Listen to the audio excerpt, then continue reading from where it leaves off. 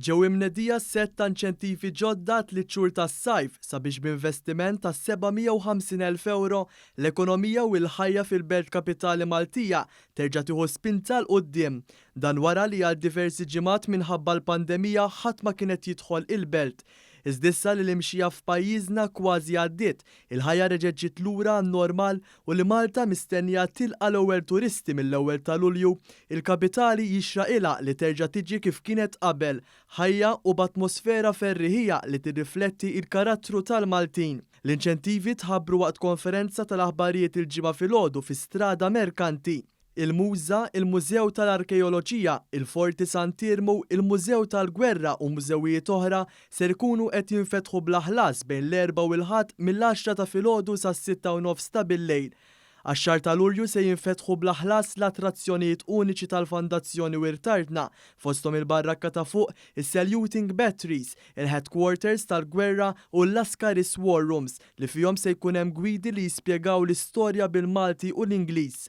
Għax-xahar ta' Lulju għawissu mis-6 ta' filgħaxija sa nofs il-lejl, it-trasport bil-baħar bejn tas-Sliema u l-Belt u bejn il-Kottonera u l-Belt se jkun bla ħlas għal kulħadd. Bejn Lulju u Settembru flimkien mal-Kunsill Malti għall-Arti u Festivals Malta se jsiru 3 attivitajiet kulturali fil-ġimgħa bla ħlas għal kulħadd. Dawn ivarjaw minn kunċerti mużikali, il-Valletta Pageant of the Sea, il-Malta Jazz Festival u arti u teatru tat-triq. Għat-tliet xhur sħaħ ser ikun hemm dwal b'nadar pavaljuni u atmosfera ta' festa mal-Belt kollha.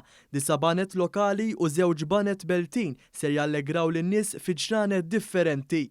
Mill-ewwel ta' Lulju sal-aħħar tas-sajf il-liċenzja l-permess biex tidħol fil-Belt Valletta bil-karozza ser titneħħa. Finalment, in-negozji fil-Belt mhux ser ikunu qed iħallsu għas-siġġijiet u mwejjed. F'kumment ma' dan l-istazzjon iċ-Chairman tal-Aġenzija Kulturali għall-Belt, Jason Mikallef, għal b'dawn l-inċentivi se terġa' tibda ddur ir-rota ekonomika fil-Kapitali.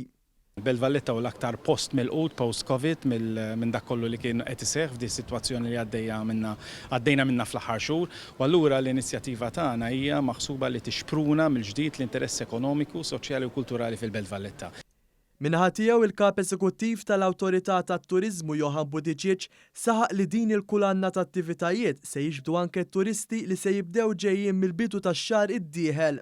Tru l-inċentiv li qed nagħmlu flimkien mal-Malta Cultural Agency ħankunu rridu li l-Belt tagħna tkun ippreparata biex kif jibdew jaslu t-turisti dawna se jkollhom l-aħjar esperjenza. Waqt konferenza tal-aħbarijiet il-Ministru għat-Trasporti jinborġ flimkien mas-Segretarju Parlamentari għall-Artijiet Chris Saġus qalu li dawn l-inċentivi qed jippromovu wkoll l-użu ta' mezzi ta' trasport aktar sostenibbli. Minnaħa l-oħra l-Ministru għat-Turiżmu Giulia Farrugia Portelli flimkien mal-Ministru għall-Kultura José Herrera saħqu fuq il-ħtieġa li l-Belt terġa' tieħu l-ħajja sabiex in-negozji tal-post jerġgħu jieħdu n-nifs. Preżenti għall-konferenza kien hemm ukoll is-Sindku tal-Belt Alfred Zammit.